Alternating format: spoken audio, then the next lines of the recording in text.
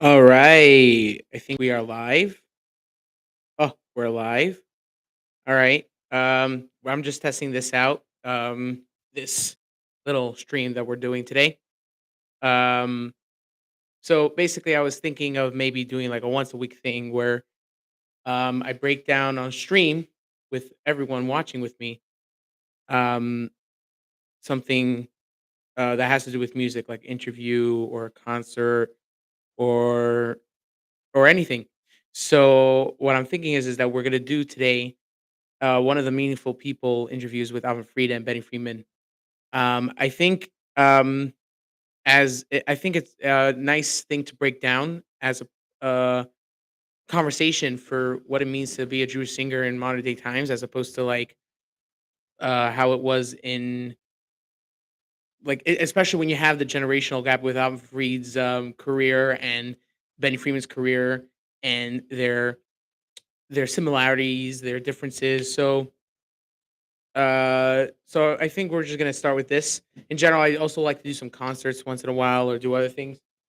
So let's set up this thing.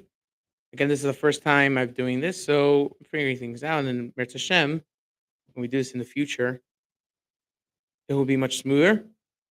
So let's set up the video here. Perfect. Alrighty. Here we go. Share audio. Share. All right. So let me know in the comments if for some reason the audio you don't hear it or something, and then I could reset it. All right, so let's go into this conversation with Alan Fried and Benny Freeman. Ben. Baruch Hashem, how are you? Baruch Hashem, Yom Yom. What's the good word? Only good things. Baruch Hashem. For the new year, it should be a year of Atzlacha. Amen. And Baruch, keep up your good work. Amen. Amen. Someone told me the other day, someone in jail heard he never breaks, and Yes. he broke free. Like it gave him koyach to leave the prison. Well, at least they can't blame it on me because I said no. Amazing. The koyach of a song. It's unbelievable. Not to be underestimated. That's funny. Okay, so what are we doing? Meaningful People podcast. Yes, so Shout out. we're here to schmooze a little bit. What's this? This is called Conversation Starters. Conversation starters. Oh, So yeah, so apparently they do conversation starters where they have like these cards where they start conversations like with questions.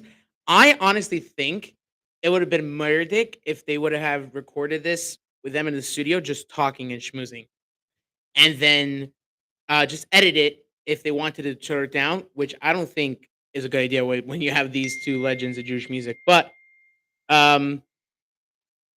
yeah, I think that would have been a Vart, but this is fine too. So let's continue here.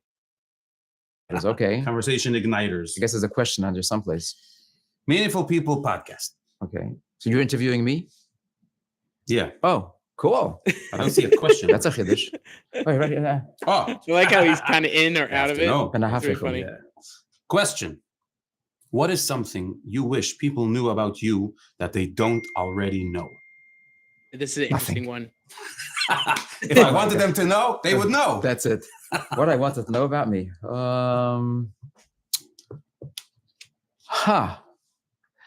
That I'm shy. I'm a basically shy person. Getting up there on stage is just against my nature. But the show's got to go on. In was besteht the shyness? That's the question. If you go- I think also there was an interview where Avram Fried was basically saying that like I always get nervous on stage, and the day where I'm not nervous, that means I'm done. Basically, it's normal to be nervous, and it also proves to you that you're doing something right when you are. So I thought of that when he said this.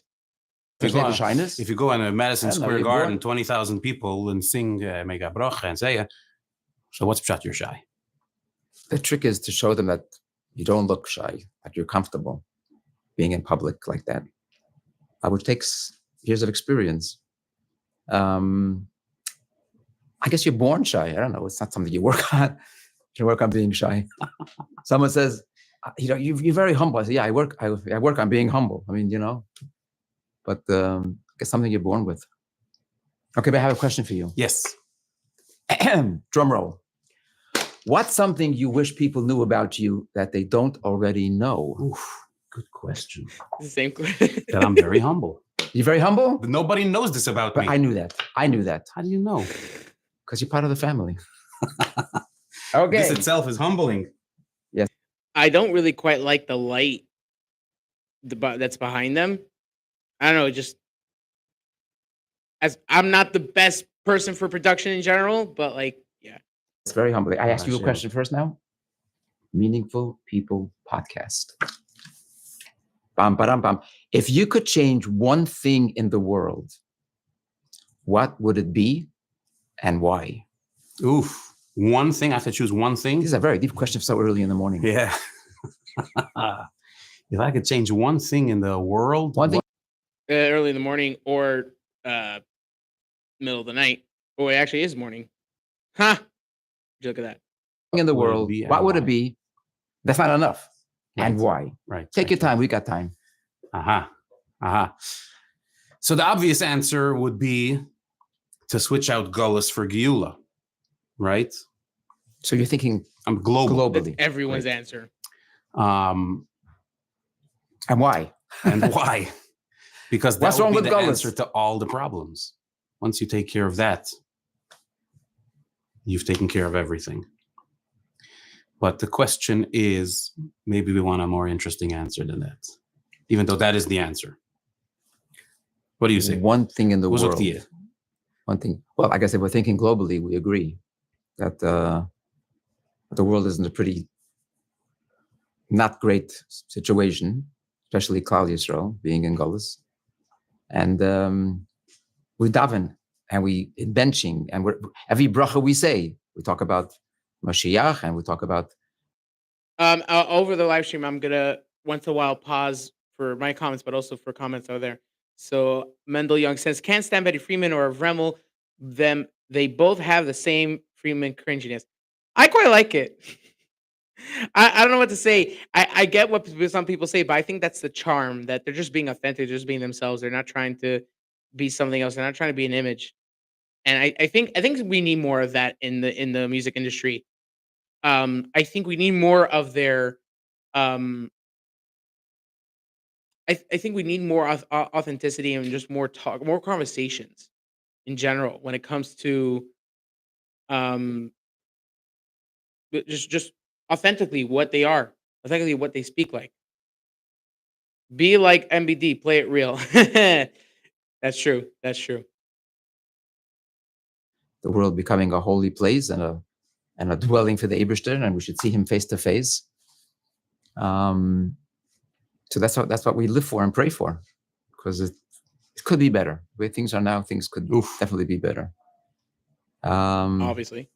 Okay, I guess that covers that question. But you're right, because if you say, I want sickness to go away, people should be healthy, people should be good at parnasa, I guess that's Mashiach. Right. It's koilel all the brachas. Koilel alle brachas. What song has had the most significant impact on your life and how? Ooh. Whoa. One of my songs or any other people's songs? It doesn't say. Doesn't say. It could be any song. We're gonna go back to this. I'm just gonna try something interesting because I see that it's kind of freezing here. I'm gonna try sharing my whole screen, not the tab. See if that makes a difference.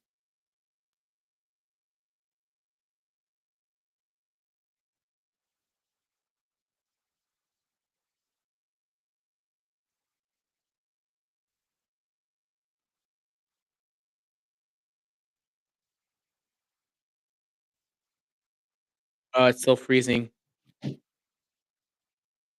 Okay, so I'm just gonna put it back to the other way because the other way looks more professional. Ah.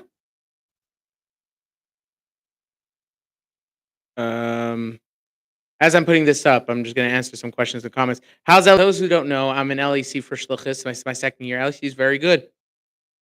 Baruch Hashem. All right, let's continue here. Doesn't It say. could be any song. You want to answer that question first? Sure. Go for it. What song has had the most significant impact on my life? Right. So if it's on my song, so then the question is if it has had most significant impact on my business or whatever, my career, which would probably be Yesh Tikva. It was Duh. the first song that, filled up the gas tank for the long drive. I don't think it says hit song. I think it says a song that Significant impact on your life. On your okay. So it's in That's general, right. It's yeah. a good question. I think also the question probably means what song made you feel something really special. Yeshtifah was a big hit, but does it give you any, hero tshuva or make you closer to? Okay, so I'll tell you like this. Yeshtikva certainly changed your My career. your humbleness. Definitely your humbleness. Definitely changed the industry. I think at that time it wasn't. It was unheard of for it to have such a genre and such a like a full Israeli song sung by singers. I mean, you would argue that Avram Fried with the Hebrew gems or the songs that he sang, like Katan and stuff. I don't think it was as impactful to people in general. I don't think the industry, Bluetooth but the people in disconnected. general. Bluetooth connected. But that's what I think. Oh, Made you a yes. little, made you more humble. Yeah. Okay. It very much Okay. improved my humility. Okay, good. That's for sure. Which song made you cry? I would ask you. Oh. Can I interpret the question a little bit? Oh. I do like that interpretation. What makes you cry? Because I think, but the thing is, it's a type of impact. I would disagree that in the fact that like impact means that you cry. Impact is a general impact. Whether you're all of a sudden start jumping when it's a fast song or start crying when it's a sad song. But yeah, it's I am interested though even more because of Amr Fried's redirection of the question. Cry when you in the studio. You ever cry when you recording? did once. Yeah. Which song was that? Oh my gosh. Wasn't Yeshtikva. Wasn't Yeshtikva. Okay. It was, I did a song. We changed the words for How Are You, My Dear Nikolai? And we did it for the refugees leaving Ukraine. And I don't know what happened. In the studio. In the studio, that song got me. Any particular lines that you remember? I mean, the chorus is your cries piercing the souls of But that doesn't happen too often when you cry in the studio. No. Amongst four walls and suddenly you're crying. Yeah. What happened? What happened was when I heard the demo and I cried, and then I said, oof. Wow. And then I cried from the demo. Yeah. I mean, it was in the thick. It was right at the beginning, and you saw videos of people running out of Ukraine trying to get onto a train. It was. It's also funny how like the other day I was talking about with some friends of mine, like what are the type of songs that kids would sing that the older generation would also appreciate, like in a Kumsitz. And one of the things called is Dear Am Yisrael. So it's interesting how the kids. I do feel like Dear Nikolai, the original song. The child singer in that song in the Jep choir sang it so beautifully. It's unbelievable how much it's underestimated Jep when it comes to a lot of Jewish music, but specifically Dear Nikolai, I would say it's one of the most beautiful soloist songs from a choir or in children in Jewish music, for sure. And I think the digitized versions that we have on Spotify or YouTube gives it a little injustice. So it's kind of hard to hear, hard to listen. But if you forget all that out, it's just amazing. Like it was just. I cried once hearing a demo. It just reminded me. I was on a TWA. Remember that airline? Today it's a hotel. Before your times. I only know TWA from Mars flight to Machine, Moscow. believe it or My not. first flight to Russia. Would you look at that? And it's kind of lonely leaving my little kids at home, and they were very young at the time, my family. And I'm listening on a cassette recorder, a little cassette player, to Yishai Walkman Lapidot's demo of Ale Katan. That made me very homesick. That's when I cried on listening to it. It's the only demo I ever cried. Homesick. I knew it. I knew he cried, but homesick. Okay, what was the question? Maybe let's see. Did you ever cry listening to somebody else's song? Chazonis, maybe. Really? Yeah. A good Herzike piece. From listening to it or from singing? Listening. listening. Who was the chazan? I don't remember. Me personally, I'm not usually into chazanis that much, but the one time I would listen to chazanis is like if it's like 1 o'clock in the morning and it's been a long day and I just need like a little resting like outside on a lawn chair. That's like the perfect sweet spot for chazanis for me. Um, yeah, Which song I don't remember, but probably live, not from Right. listening in the car.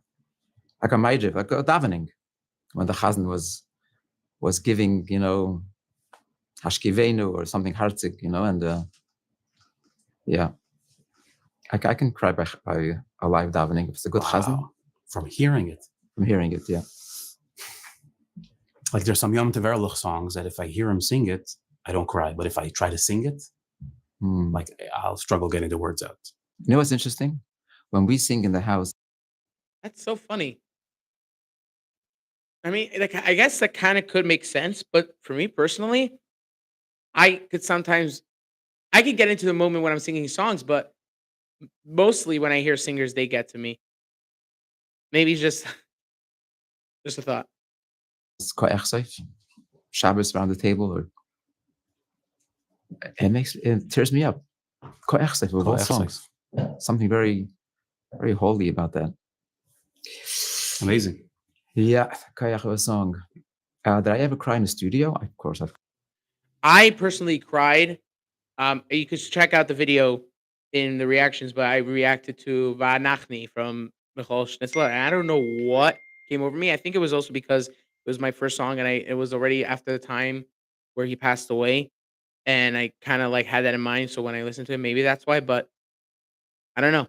That song made me cry definitely. cried in the studio. Yeah, a couple of times. Most recently, I cried by on the CD Amachaya. Sure. There's a song there, Gedenken sollst du mein Kind. Again, family related. Talking to my children. That made me cry. The engineer was crying. The whole place was crying. And then I once cried at a live concert by ABBA, which is on video. I planned that, by the way. I said the video's here. I'm gonna cry. Yeah. That was a powerful clip. I think that is one of the most underrated clips that, in general, in concerts and in general from Avraham Fried, when he was literally breaking down an ABBA. That was pretty powerful. And then I cried when I once sang Ad Masai. I think after we got the news at the concert that the Rebbetzin Chayamushka had passed away. Whoa. Yeah. Wow. That's crazy. So what song has had the most significant impact on your life? Again, for the biggest hit, I would say Tanya clearly is the winner. Little did we know what kind of impact that would have. It's like, and it was heavy, and it's slow, and it's Gemara, and it's like, what are the chances of all the elements against you? No good beat, no popular words, and no catchy little hook. But I guess people like a message also, and the message just shines through, and the bakasha of Rachamim. So Tanya certainly changed my sense of humility. I think that is just the legacy. I think that just speaks to how legendary Yossi Green is. It's just unbelievable how, like just the thought. Like, I didn't grow up thinking it was like a Gemara piece. I thought it was just a song. Now I'm thinking about it. It's so unusual to have songs, especially at that time, with Gemaras and a whole story and a whole sugya, and just let alone to now it's like you can make Jewish music out of anything, but at that time, crazy. Other people's songs that had an impact on us. It's a difficult question. So many songs. Somebody once asked, "Who's your favorite singer?" Right? And the guy said, "Whoever makes me feel good right now, that's, makes me feel special or something. Right now, he's my favorite singer." So there's so many songs where over the years, you've had moments where you've felt this, you felt that due to a certain song. So it's very hard to pinpoint a certain song. Next question. Meaningful People podcast, just in case you forgot. Number 3, what does success mean to you, and do you feel you have achieved it? Who thought of these questions? Gosh. Mm. What does success mean to you, and do you feel you have achieved it? Should I answer first? Sure. Please. Success means to me, "Katointi mikol hachasadim." Huh. If you remember, the Rebbe told me to give tzedakah before and after. The Rebbe imbued me with this, not rocket science, but it could be very easily forgotten. You have atzlacha, you say thank you. Know who it comes from. So that to me is a no-brainer. Do I feel I have achieved it? To a point. I feel like I still have a lot to achieve. Do you want to elaborate? What do you want to still achieve? I feel like people still today people are thirsty for stuff. Just the times have changed. And, back in the day we could sing about, I think today we need to give more chizuk. I think we need to give more tikva. Why do you think that is? Life has gotten so much more difficult today than it was 30 years ago. No, life has gotten better. Gotten better. That's why, yeah. I like that explanation, by the way. I had so many conversations with people where they're like, "Oh, nowadays." I think it was just more that Jewish music, the audience, people listening, that all just rised up the bar, and people expect mind-blowing songs. And I think that's what Jewish music needs to be nowadays. It has to be impactful. It has to be chizuk. It has to be driven. Or else, what are you doing the music for? I think that's what differentiates between Jewish music and Goyish music. Jewish music, an unofficial definition would be what get a message through the heart for the audience, the Jewish audience. And so because it's gotten better, we need more chizuk. Wow. Yeah, but that's for another time. That's when we have more time to farbring. Say l'chaim yayin azevi mayim, or that's what does success mean to you, and do you feel you have achieved it? I think that mishi yesh leimone reitza masayim, mishi yesh leimasayim reitza arba miyos. That the nature of success is that you never achieve it, because when you're looking here, the mountain seems so high. Then you reach the top, and then you realize that the mountain is much higher. And then you reach. Masayim is an achievement. Mon is an achievement. Right. You just want more of it. Right. So I guess these little success steps, but you never achieve it, because no matter what you have achieved, you realize, like you said, that there's much, much more still to accomplish. Right. So I guess the answer is we have achieved success, Baruch Hashem. We have achieved. We have achieved. We have. Yes. Obviously, if they want us to be on the podcast, we've achieved. Hey, the answer to the question is we made it to meaningful. That's it. We've achieved success. We can retire. But amen. We'll still try to make people happy through music. We'll be right back to this special episode. But first, so as that is playing, I just want to give a few shout outs to those who commented or is alive. Shmuley Sisson says, "Hi, Uziel. Hi back, Shmuley. How are you?" I wanted to comment on the achievement thing. I think it's very important that people nowadays have to think, like, what does it mean achievement to you? And to me, I don't think we should think as achievement as something that is said and done. I think achievement is an everlasting journey in life. I think that's also explains, like, what does it mean, like, to be a Hasidic person? I think being a Hasidic person, a Hasidic Yid, is always evolving, never stopping. It's not a level. I don't think Hasidic level as an English word is not the best word. I think that's also very important to realize. Okay, let's see. You can get a Blue Glove Concierge. You have these amazing Yom Kippur drips.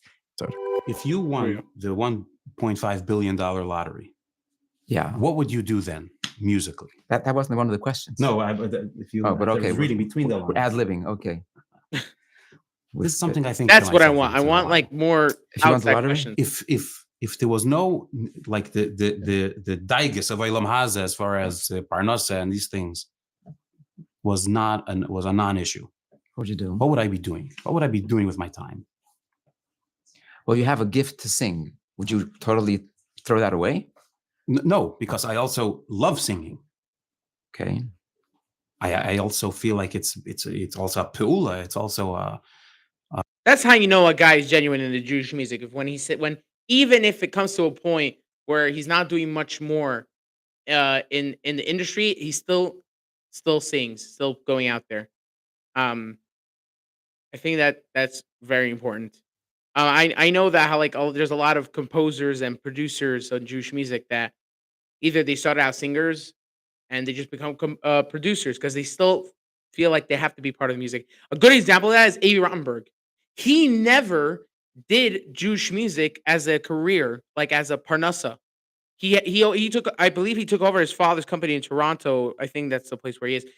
But he never did it as a thing for making money. He always did it genuinely because it was in him, and I think I appreciate that. It's a big schus. It's a big schus, not just a business. So you'll sing. But what would be different? You sing a little happier. A little happier. I would stop crying in the studio all the time. Or maybe you'd cry more. How do I invest $1 billion? $1 billion. You'd have more than right. So it comes with a price, but it certainly helps the. You're next. Am I next? Question: what advice do you give yourself when you're having a hard day? This reminds me of a joke. Go ahead. Somebody once asked Shmuley Marcus, what song do you sing when you're just singing for yourself? So Shmuley goes, sing for myself? Oh, no, I can't afford that. I can't afford myself. Beautiful. That's a good line. What was the question? What advice do you give yourself when you're having a hard day? Or when you're having a hard day, do you give yourself advice or do you just have a hard day? So you remind me of a story that I once asked somebody, how you doing? And he says to me, I never had a bad day in my life. I said, wow, that's amazing. He said, I've had bad moments in a day, but a full bad day? I'm breathing, I'm eating, I'm sleeping, I have a family. I have moments where it's tough, but I never had a bad day in my life. It's a good answer. The advice I give myself when I'm having a bad day is it'll pass, Mitzvah Hashem. Just think positive and it'll pass. Nothing, no rocket science there. Right. Gam ze ya'avor. Bezat Hashem, gam ze ya'avor. It also, I guess, depends what that bad is. Might take a little longer, might take a little quicker, but things will get better. Number 4, I think we're up to, right? What is your biggest fear and how do you cope with it? I'm just going to leave that. I need to plug in my computer, but I'll leave the podcast on and I'll get my comments right when I get back. Boy, we've really got Kishkas here on this program today. What's your biggest fear? My biggest fear is I'm singing a song and I forget the lyrics.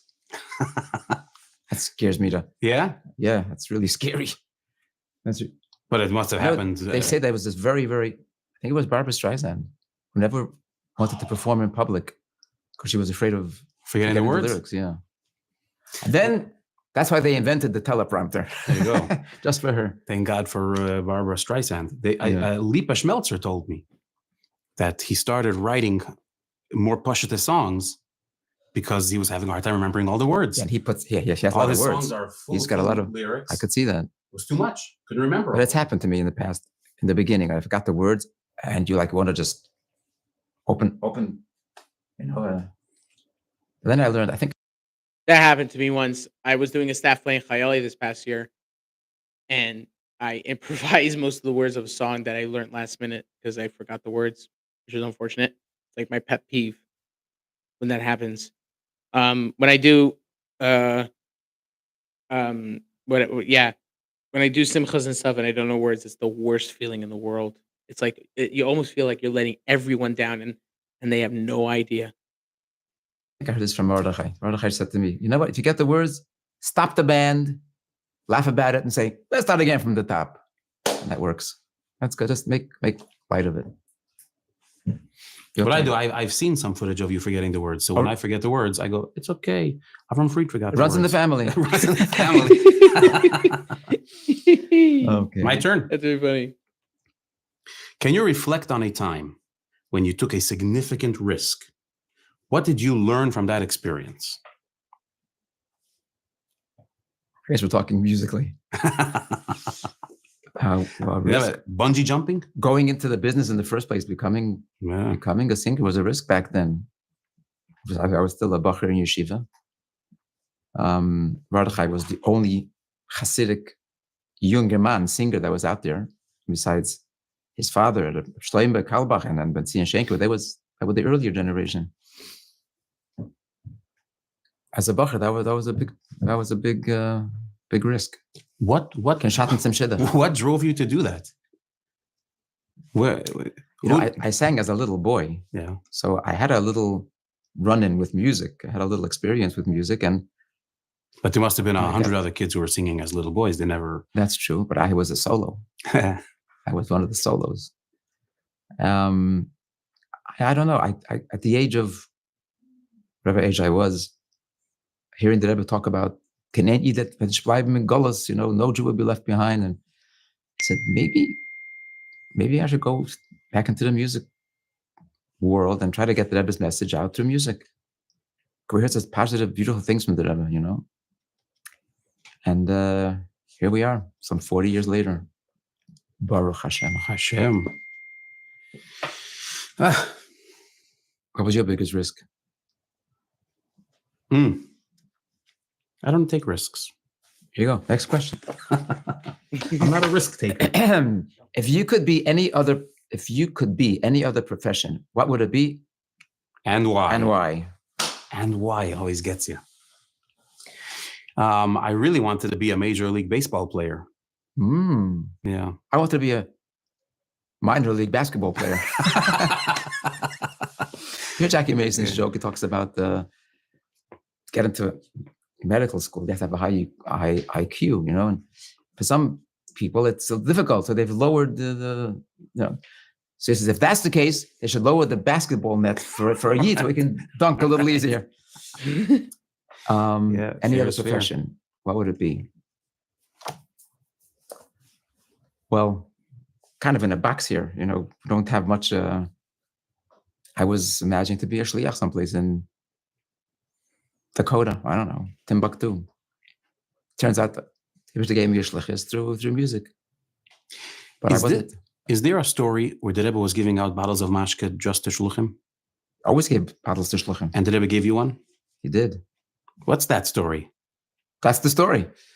So you say it. It was Simchas Torah Tavshin Memches. Matzah Simchas Torah. I for Kashal Bracha. I was still a bacher. Tavshin Memches. And I got my Kashal Bracha and I'm walking on. It takes a second.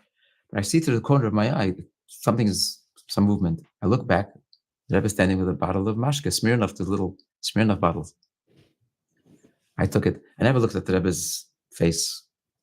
I looked at the Rebbe's eyes for a second, questioning, you sure? This is for me? And I kind of got the answer that it's for you. And I continued, didn't say a word to me. I told my brothers, then I said, what just happened? I got a bottle? What? I was blown away. Then I said to myself, well, Tavshin Memches was a shnas hakel. And every concert is a hakel. So that probably meant I should bring it to every hakel, give out a little bit and have a little some.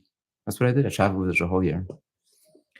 But that, of course, to me was the stamp that a shliach gets a bottle. Thank you, Rebbe. That's a great story. That's unbelievable. That's unbelievable. Where are we? Because a lot of people say, everyone's a shliach. You could always convince yourself. Everyone is a shliach. That everyone's a shliach. And whatever I'm doing, I'm a shliach and everything in my situation, hashgacha pratis, everything, and for sure. Some shluchim get bottles. But some shluchim get bottles. It's a whole, I don't know. I love that story. Just don't ask me if I still have that bottle of mashke. Please, just don't ask me. Just to point out, I think there's some shulchan get bottles, but everyone gets $1 from the Rebbe. Everyone has interactions with the Rebbe. So there's also that Mila. But yeah, that's interesting to think. Because then it makes you think, like, then what is a level that wouldn't give you a bottle? You got it. I got it. We'll be right back to this episode in just a second, but wanted to let you know that on Tuesday, September Yeah, 19th, thank you Torah very Yisara much, is launching its Chinuch Mr. Tuesday Gordon, event. for the ad. Students Let's continue on. Here we go. You- Oop, Just- oop, oop, Yeah. oop, oop. while they're in class can do that. Here we go. Enjoy the rest of this episode. If you can only accomplish one thing in your life, what would it be? And why? Doesn't say and why. Oh, one thing to accomplish. I just want to keep putting out good music and making Yidden happy and make them feel good about Just accomplish what I said. Accomplish doesn't necessarily mean that you get to a level. Just keep doing it. being Jews and their Yiddishkeit. And Hashem should send me the right material. Amen. That's it. I'm not thinking global. I'm thinking on a one-to-one basis. Let's help a Yid feel better. And if music can do that, let's be the shliach. I want to be the kachet sheli. I want to be that shliach. But then Benny Friedman comes along and he has his shlichus. He makes Yidden feel good through his songs. And that's why this musical family, I think, is a very hand-picked, chosen family by the one above, who has this chus. It's a very elite, Very unique, talented family. humbling Baruch Hashem. family. Can't take that for granted. Here, here. My turn? Go. Where are we? Oh. Number 10. What Final legacy? question. What? Yeah. My captain's voice. What legacy? No, that's not going to work. What legacy or impact do you hope to leave behind for future generations? Ooh, wow. They already did, but okay, that's the one question which I wouldn't have asked. I would have asked it, but worded it differently, because they both have such a legacy. What type of legacy? I guess you say it's for, like, what do you want? I guess that's the question. Ooh, wow. You guys want to chip in on? You can jump in on this. You guys are very quiet. You notice lately, Huh? Take your time with this. yeah. Take your time with this one. You notice lately that a lot of the music that's being recorded today is covers or collection or what do you call it? Compilation of oldies, songs that have Covers, been recorded. yeah. Redos, yeah. So I was discussing with somebody about how we have such a mazel that in today's day, we can look back on 40 years or 50 years, 60 years of Jewish music, and we have all these oldies to now say, let's go back to those oldies, because we grew up with such a treasure trove of Jewish music from people such as yourself Bluetooth disconnected. that we now have Bluetooth as, connected. our... We have paved the way for the younger generation. So he who I was speaking to says to me, yeah, we have that mazel, but what's going to be in another 20 years? We're redoing what we grew up on.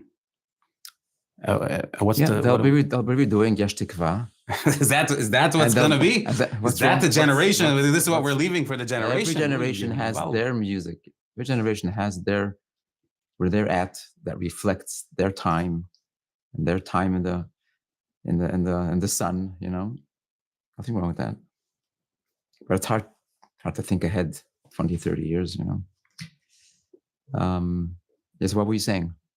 Where were you? I interrupted. What's the legacy that we want to leave? I don't know. We need to leave good music for generations to come. Yeah, I'm working on it. You're doing it. V'horaya, take a look. Benny, you did it too. You have such good songs. It's Come something you on. have to pray for. You have Humble, to pray for humble, good material. Humble. Doesn't fall down like the mun from the heaven. Gotta. I don't know how much I prayed, but God was very kind to me with Yossi Green, Noisha Laufer, Shia Menlowitz, got a Suki and Ding. I had some good people who helped me pave that path. Is that why Mordechai very David lucky. sings, I would rather pray and then sing? Is when you prayed for the good material and then you sing it. Maybe, yeah. That's what he meant. Good material is a good hit song is a gem. God decided, I'm going to give you a gem. You know, it's not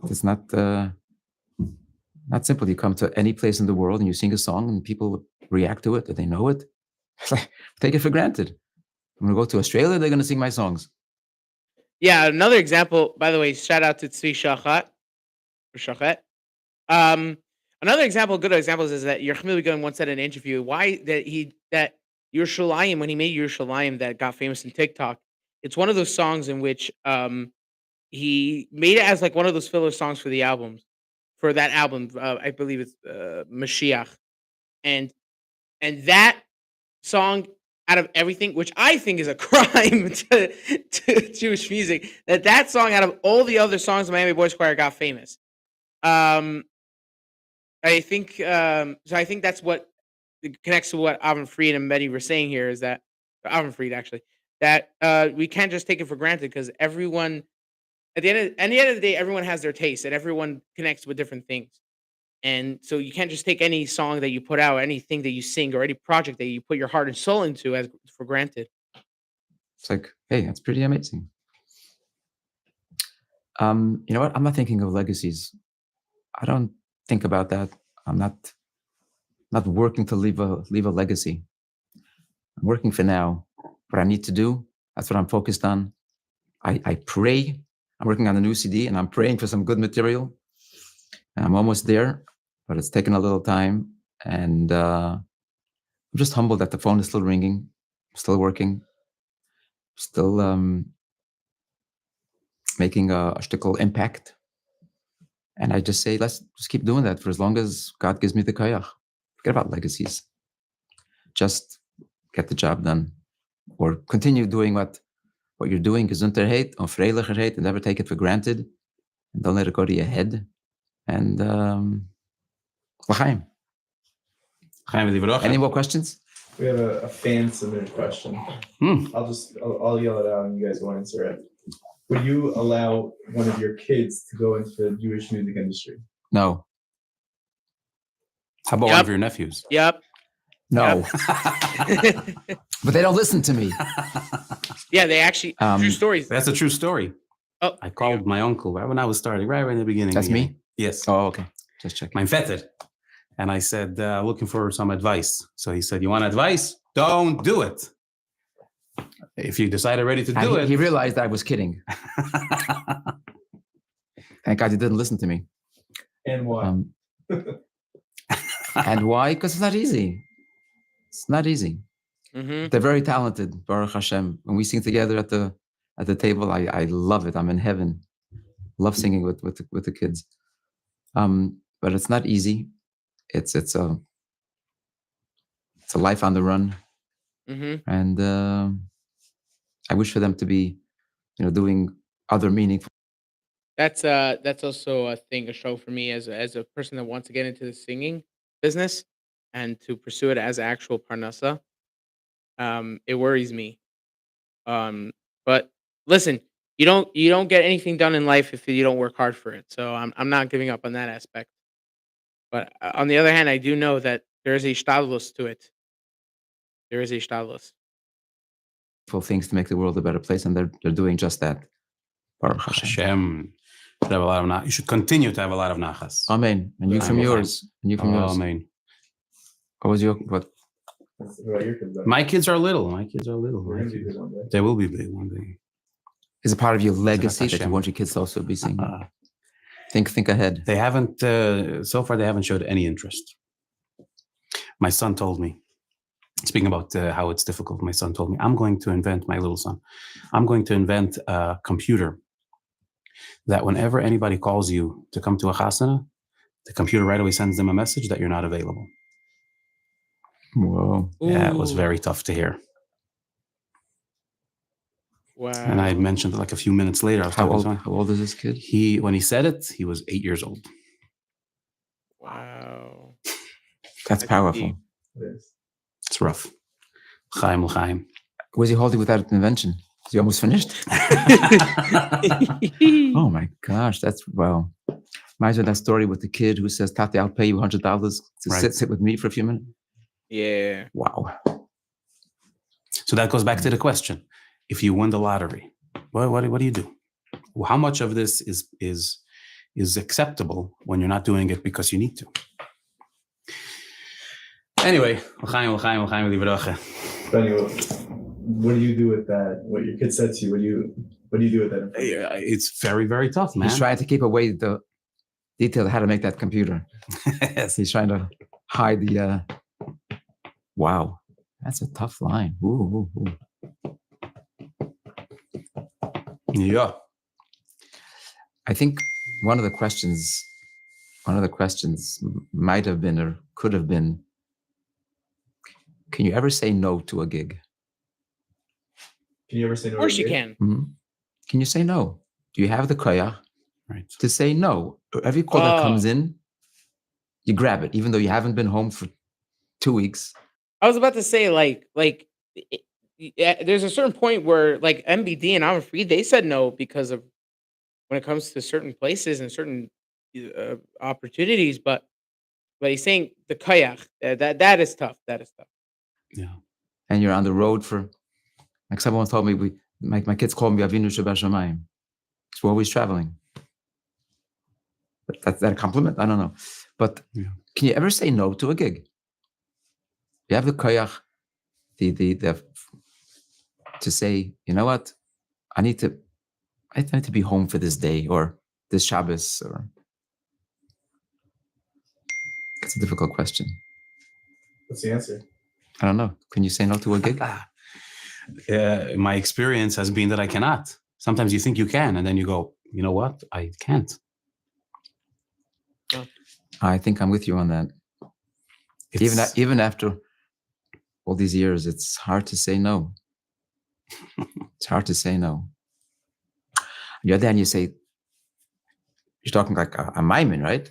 Hashem made Hashgacha Pratis, that someone picked up the phone and called me. I should say no. I'm going against Eibish's Hashgacha Pratis. But I think we should have the koyach to say no sometimes. I think that'll be a blessing. And we should have also the means to say no. Oh, amen. Well, amen. Look, you're busy for a month, and you're busy for the next month. It's not like you're giving away your last job. Fakir, you're busy like crazy, where you should be saying no to one gig. Right. Let me be home for, But it's difficult. It's difficult. I guess it's. But that's a good sign. If we're that busy, it's a bracha. But to be able to say no to one or two gigs here or there is probably echet bracha, but it's hard to do. Or to say no to certain seasons where everybody's looking for shows. Everybody's looking for concerts. That is my question. Like, what have these guys get like tens and tens of phone calls and opportunities to do these things, especially on Taivim, and like, what do they do? What do they do? And for that same reason, you want to be with your family. Right. For example, Riverside Experience coming. Oh, Riverside Experience. Alamai Tzukis. My kids will be there. Newark Symphony Hall. This is the one we don't say no to, obviously, but all the other ones around. Riverside Experience. Fizzle Blinks. Sure. I'd have been asked. By the way, it took me some time, but I worked on it, and I have worked out that during the 3 weeks I could say no to any offer, any gig that I get. 9 days. Took me some time, but we got it. So you see, you could do it.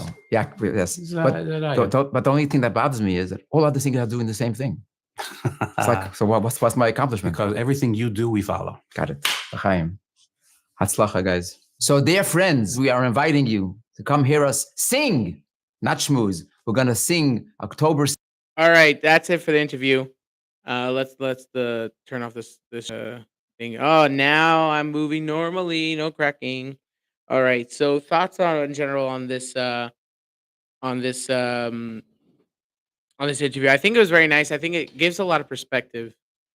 Again, as I said before, it gives a lot of perspective, especially the to the industry, the music industry, and the differences and the generation gaps between Alvin Freed's when he started and Benny Free when he started. I think it gives a lot of perspective, and I think it's important that people understand that it's not just singers in general. What jobs that add to the Jewish community, whether it's being mashpia with people with music or teachers or a rabbanim, how much it takes, how much effort, how much is put into. And I think it's amazing that we have these conversations and we need to have more of these conversations. Okay, so here's what I would like to everyone that is still watching. Yeah, I know it's in the middle of the night, 1:50 a.m. Ooh, sheesh. One per okay. For those who are watching or are watching it later, please comment below any other things that you like to me to put on the stream. My idea for the streams are like interviews with singers, um, full concerts. Yeah, when I do clips and stuff, I do that for the reactions. But if I do like a full concert, I want to do that for um, I want to do that for the streams. So okay, I think that's it for today. Have a good night, everybody. Shout out to those who commented and joined in. Let's see, I'm just gonna mention them to Dave and to Maisha Friedman, good friend of mine. To Mendel Young, good friend of mine. To Shmuley Simpson, a good friend of mine. Tzvi Shachet is also a good friend of mine. So listen, I'm not trying to looking for other people to come on and to get views or whatever. I'm doing this because I can and because I love it. So it doesn't matter if there's no one listening. I could just talk to myself all day about music if I need to. It's all good. All right. Have everyone have a good night, and I hope you enjoyed it. And please let me know any notes that you have in the comments below.